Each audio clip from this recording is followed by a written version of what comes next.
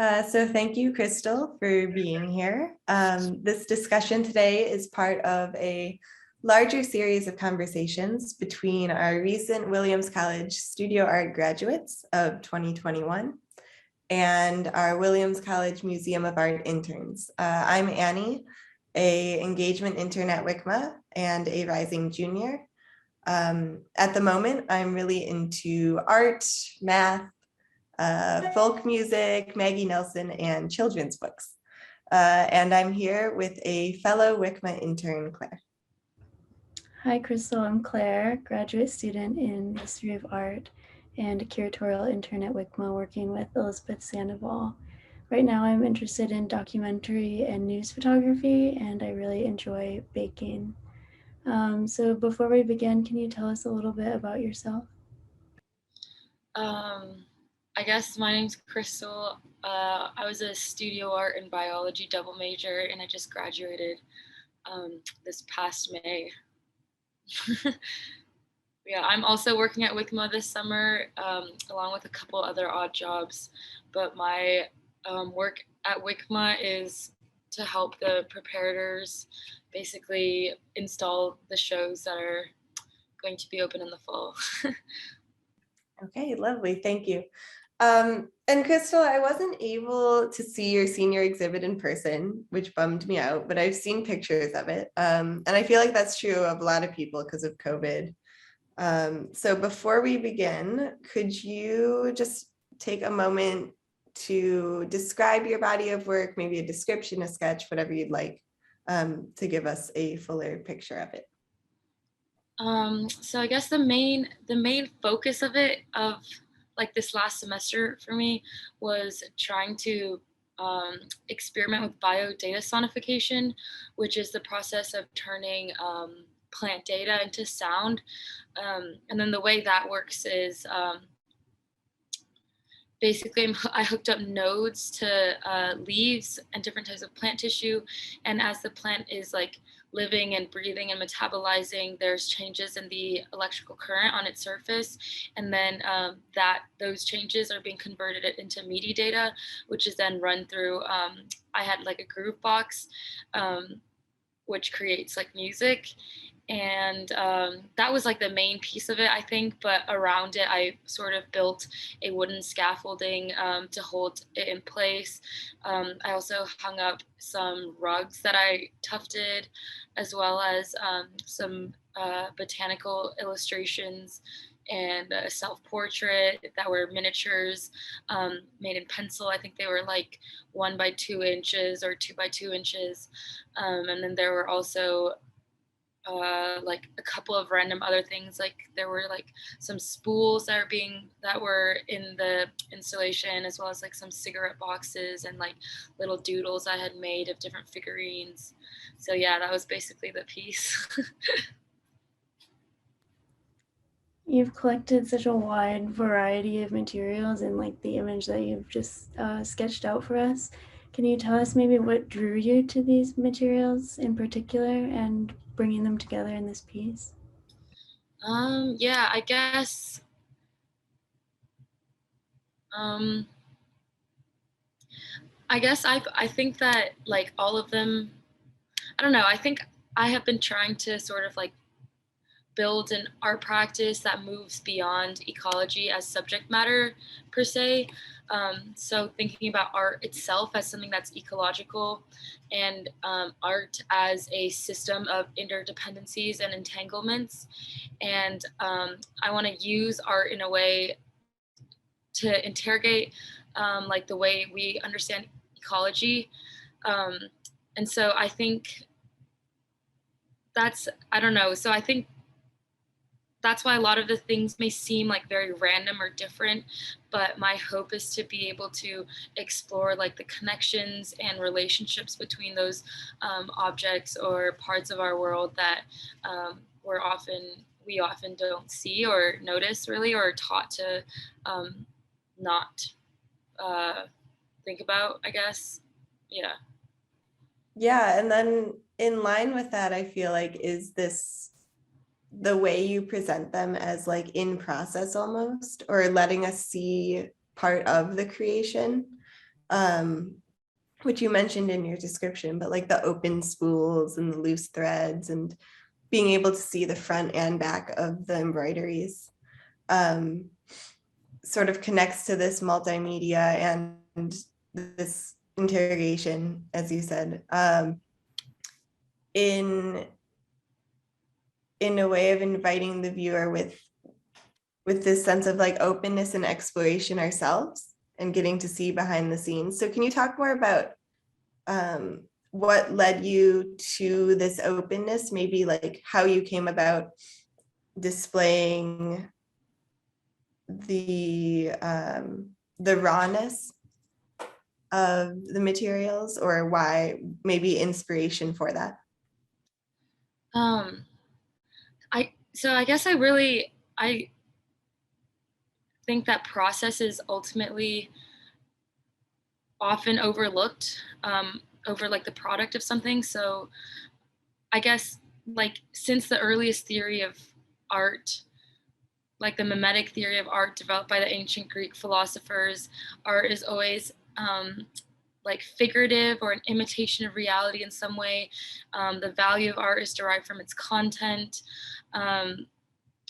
Art, I don't know. So like, I guess even though a lot of modern like artists and critics have moved past this like theory of art as representation of an outer reality, and to try instead to think about art as a expression of inner subjectivity, the primacy that it's still given to art, to the content of art over its form, I think still persists today.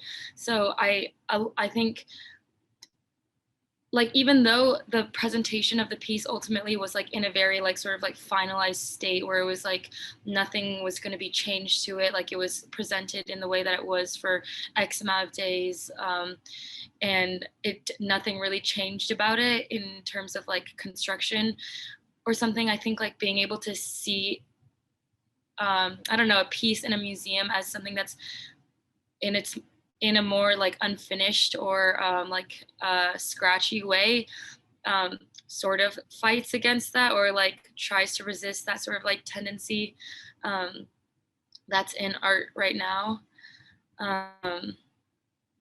Yeah, like I think the process like of symbolism and emphasizing that aspect of art, like of transforming all these like direct experiences into this like supreme symbolic expression of it into like a painting or like a piece of art, allows this like symbolism to exert like a sort of like monopoly on life. And when this is imposed on the arts, I think it like deprives us of our capacity to like see beauty and feel and hear. And so that's why I think I like to focus or try, I guess, like direct the attention of myself and people who like maybe interact with my work to like the materiality of things and like the like the like temporal like creation of a piece of work.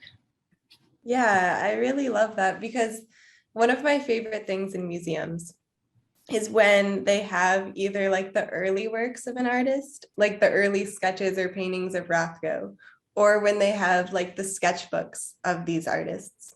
And the concept of like taking art away from the polished, like sacred object into the like everyday, casual, still spiritual, but letting it be part of like regular life. And I think it like is part of regular life. It's just that the way that like it was weird because we like exhibited at a museum, which I think is like a normal thing, obviously for artists to do, and also for like the senior show to take place at WCMA.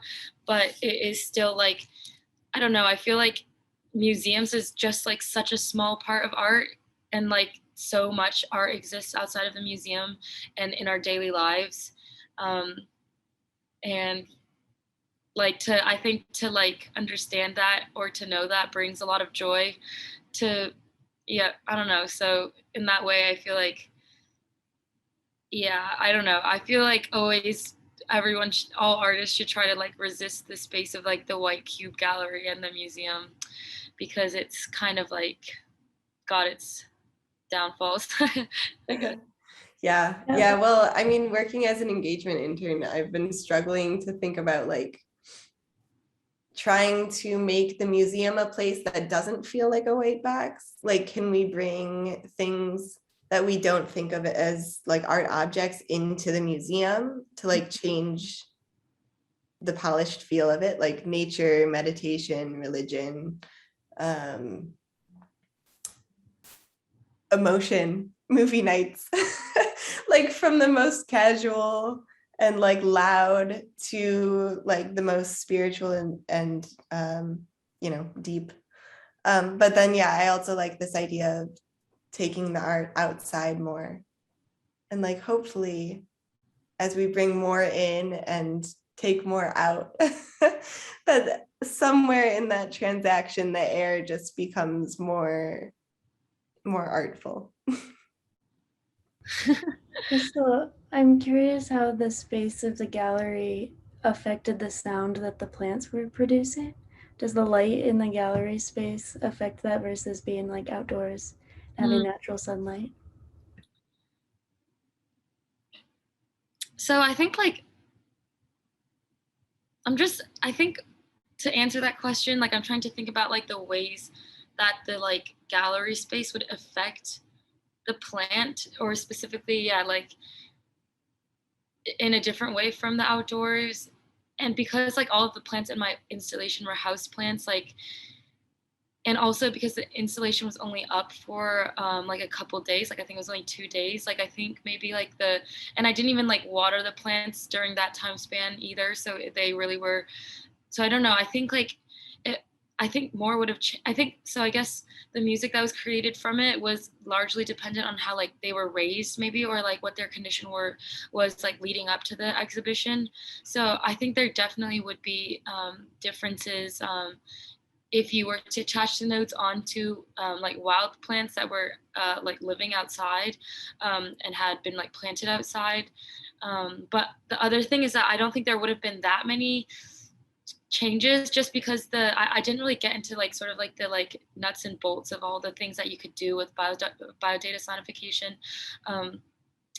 Basically you can allow like this plant data to control a like number of different things, like pitch, or like tempo, or even like different effects like reverb or delay and stuff like that. And you could like preload different sounds in and have the MIDI data be controlling what is being played when and stuff like that. Or you could be, so I don't know, there's like just a huge variety of things. And I think this semester I was having a lot of trouble basically just like figuring out how to like set everything up properly, and figuring out like how my groove box worked. And so I wasn't able to experiment a lot with that. So I think regardless of what kind of like plant was being attached to the nodes, if it was the same exact setup as I had in the show, the sounds would be very similar, because I basically just had like a palette of different synth pitches, and then I allowed the plant data to control like the time at which a note was played and what the pitch was. So it would have like sounded very similar regardless of what it was hooked up to. But I think like in general, speaking about biodata sonification, like a lot of things could be explored, including the impacts of like, I don't know, like indoor or outdoor environments on what kind of like music or sounds the plant produces, if that makes sense. I don't know. Yeah, that's very fascinating. Can you possibly describe the sound piece of the work, since we weren't able to hear it? Like what kind of environment did it create? What did it sound like? I could like play a bit of it maybe. Should I do that? I can pull one up on my phone. And then I guess, yeah, I don't know. I think it's interesting because if you interact with it, like I remember during one of our crits, like people came up and like touched the leaves or like poured water on it, and it would change sort of like, you could like a note, like it was not a drone at all and it wasn't consistent at all, but there was sort of like a steady like sort of vibe of the music, but then once you like touch it or pour water on it, like that changes. So yeah, I don't know. I could play a little like snippet.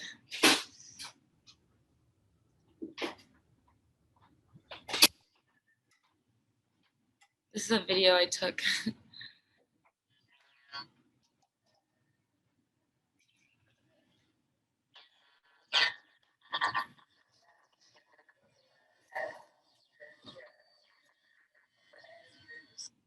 Not sure if you could really hear that.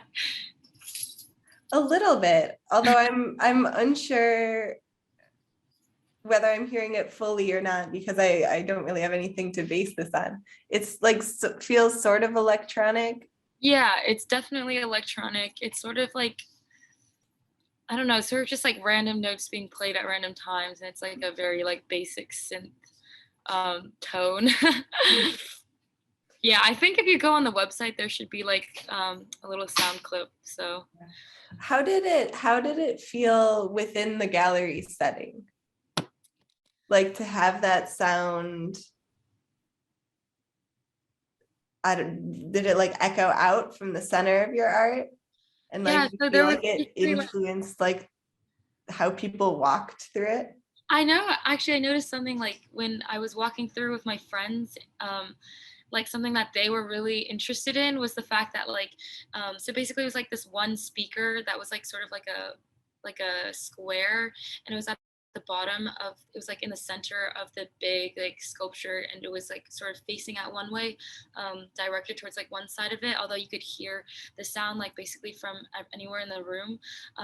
But like a lot of people thought it was cool that like basically, and this wasn't actually my choice, it's just how the speakers turned out to be, but like if you stood like in a certain zone, like suddenly the music would become like really really loud, and like immediately if you stepped like millimeters like in front or behind or right or left of it, like it would suddenly be really quiet. And like I think people thought that was like really interesting, and I don't know, I thought that was cool too, but I'm not sure like, yeah, if I don't think that was my intention per se, or like, yeah. So I don't know, but that's how the piece turned out. So. I'd like to go back to what you said. You briefly mentioned perhaps a negative stance on symbolism. And reading your artist statement, you mentioned an interest in cyberpunk, and quote, a world wherein visual symbols lose their connection to meaning. So can you talk more about perhaps this interaction between cyberpunk, between creating visual art, and then also science? I know that's a huge range and a big question, but like when did all of these things start to intermingle? Sorry, there's like people. I don't know if I should move somewhere else. I guess it doesn't really matter, does it? No, it's fine. Yeah, I guess I think that like the essence of learning like a scientific way of thinking is adopting a particular lens that both shapes and control. It's how we interpret and create social reality. So one result of being so steeped in this interpretation is that like areas of wonder or multiplicity or non-equivalence is like displaced with that false certainty, and a lot of like of the dystopian, like the technological dystopias that we imagine and that are featured heavily in cyberpunk, are sort of like created from that. And so, and then I think that art, like on the other hand, is positioned in a way that allows us to celebrate like a lot of interrelationships, and more of the like emotional side of things, without recourse to the static and binary oppositions that are inherent in logic and the rational. And so I think cyberpunk is cool because it like basically is a form of art, like it's a form of like media, or yeah, like like anime or manga, a lot of that stuff, a lot of like movies like Blade Runner and stuff like that, which sort of takes all these like symbols and basically like says like, oh, in this like I also, this is also my interpretation of it. I'm not sure exactly like how accurate this is, or if like the creators of Cyberpunk would agree with me, but like basically like how I see it is that like all these like big stereotypes and things are like blown so out of proportion. Like there's just like so much visual input all the time. Like the world is so heavily connected through like internet and like all these different things.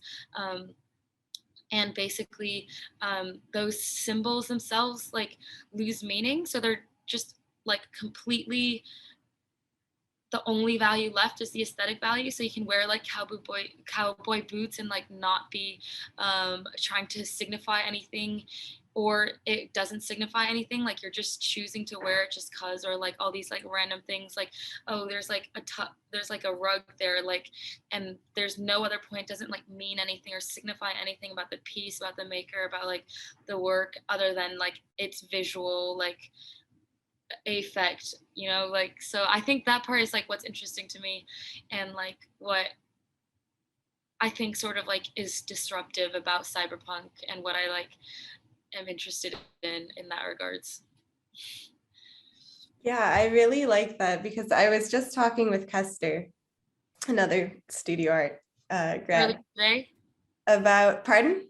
Earlier today? No, a couple days ago, during our interview, about this concept of like not being able to neutralize content and like not being able to experience bricks or the color red or anything without like this attachment of context. Mm-hmm. And how frustrating that is for me when I'm like trying to create like abstract art with the color red, and I don't want it to, like, I want to have some sense of control over what the viewer is feeling. So I really like this idea of adopting a world where, because what I've been trying to do is like minimalize it and like have this blank slate, but the opposite might be more effective, of just like hyper saturating it. Yeah. And I think, yeah, I don't know, I guess I feel like in cyberpunk it's sort of like this like, yeah, like this again, like technological, like capitalist dystopian future where like all of these things like are already, like there is already that saturation in our world today. Like we are being flooded like every single day by like visual imagery and symbols that often like we don't have the context or knowledge to interpret. And so like what does that look like when it's being like blown out like on such an extreme level, and what are the implications of that? I think it's interesting to explore, and like what does that reveal about like how we like live today. I don't know. I think before we end, I've been interested with as a prospective studio art major myself, and trying to think about how art and math are going to fit into my life. With how you see art fitting into your life going forward. I know it's often, I was just talking to Claire about how we can't predict the future by any means, but do you have an idea of how you see art fitting into your life, or what role you want it to play? I think that like, again, sort of similar to like all the gallery stuff, is the fact that art does exist everywhere, and that like anything anyone does is art. Like any like conscious decision you're making that is like, or that you're not even conscious, any like sort of like movement you're making, like that is all art. Like art has a, I don't know, and I think I'm thinking a lot about like the stuff around like craft versus art, and like what makes what makes something craft, what makes something art, and like how those like concepts are established, and like why they are problematic, or like how to like I don't know, understand art in a way that is like not defined by its like commercial value or acceptance in a certain group of like art people. And so in that sense, like I feel like all of us, I feel like it will always fit into my life and in my future, like regardless of what I do, like to be intentional about it or to practice it in an artful way is yeah, like how art will fit into the rest of my life. I do also want to be like a plant breeder in the future, like someone who breeds staple crops. I'm not sure, like I guess I think with that regards, like I think that specifically with plant breeding, like plant breeding is completely an art in and of itself as well. It's very much you know, it takes a lot of like time and care, and you're looking over like thousands of individual plants like every single day, and that sort of like and then you're forging like this emotional connection with all of these plants, being able to understand what traits each of them has, like being able to select for certain ones to hybridize or breed together. And I think all of that like intuitivity and stuff all plays into why it's an art. Mhm. But yeah, that's what I think about that. Yeah, that's lovely. Sorry, Claire, go ahead. I was just gonna say it was a very beautiful answer. Yeah, so I've that's been on my mind a lot too. The craft and art, the art and craft, like there being no distinction, and perhaps they're, you know, trying to broaden. I mean, borders is such a trendy word right now, but trying to expand both like the museums, the publics, and my own understanding of art, and especially in the categories of like academia, you know, when you're studying studio art Yeah. and bio or math or whatever. But I think we can end it on that expansive thought. So thank you, Crystal, for your time. It was lovely talking to you. And I look forward to hopefully someday being able to see some of your art in person, and seeing what's to come. Thank you, Thank guys. you so much, Crystal. Bye. Bye.